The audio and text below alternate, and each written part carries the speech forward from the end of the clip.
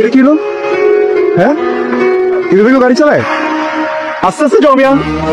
বাবা, আপনি সামনে যে গাড়ি পাবেন সেই গাড়ির উপর উঠাই দিবেন। যাবেন সমস্যা? যুদ্ধে নামছো নাকি তুমি? এইভাবে কেউ রাস্তা পার হয়?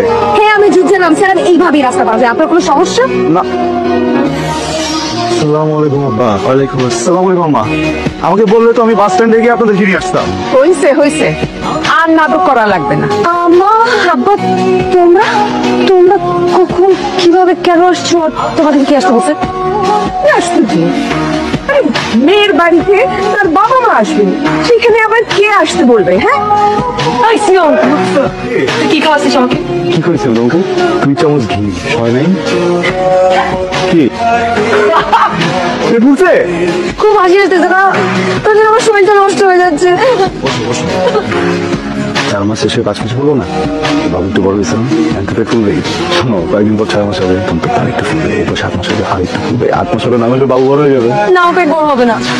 আমি নিজের চোখে নিজের শরীর ভাবে নষ্ট দেখতে পারবো না। এখন কোনো স্ট্রেস নেওয়া যাবে না, এইসব নিয়ে উল্টা উল্টা কথা বলা যাবে না। তুমি শুয়ে পড়ো, একই শরীরে 2টা প্রাণ, বিষয়টা শুনে তো এই প্রাণটা তোর ভিতরে আসে কেন? আস্তে ফিরবেন, কি উল্টা উল্টা কথা বলো? বাপ মা ছাড়া এই বাচ্চাকে আমি পৃথিবীতে আনতে চাই না। ডিভোর্স কি মরে যাবো তুমি নাকি আমি মরবো? বাপ মা ছাড়া কি আছে? বাচ্চা তো বাপ মার সাথেই থাকবে, কখনো তোমার সাথে থাকবে, তখন আমার সাথে থাকবে। আচ্ছা ঠিক আছে, বুঝছি তোমার প্রবলেম, তো কোনো রাখতে আমি বাচ্চাকে রেখে রাখবো। ওকে, কে কার কাছে থাকবে নাকি থাকবে না সেটা পরে দেখা যাবে, কিন্তু কালকে সকালের মধ্যে যদি আমার এই পেট ঠিক না হয় তাহলে কিন্তু আমি একদম মা, এই কথাটা 2টা বছর আগে বললে জীবনটা অন্যরকম হতো।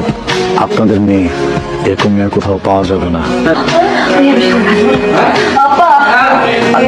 আরে কি দ্বিতীয় ভং ধরছে। আমি উপর থেকে আমি বিছানাতে করতে পারবো না।